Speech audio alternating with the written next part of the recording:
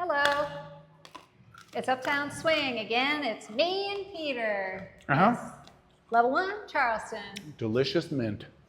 You guys, you did so well. We did a review with the Around the World business. So we start with giveaways. Remember, we're just turning a lot. Remember this connection we talked about? You remember? That made it a lot better. And then when we keep going, it was a lot easier. So here's your little mantra.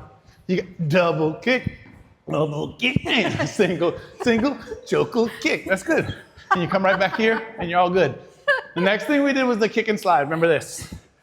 We did rock, step, kick, and slide. Rock, step, kick.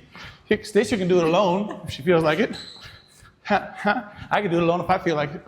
But, woo, I can try and bring her with me and invite that. Hey, and just remember we had this sort of like reverse bicycle there to help it go get a little prep. That's just for funsies. And in general, we just ask everyone, remember this. Get down, get energetic. When we danced with you, it looked a lot better by the end. And remember, the whole idea is it's not about knowing what move's coming next. You just kind of feel each other out a little bit.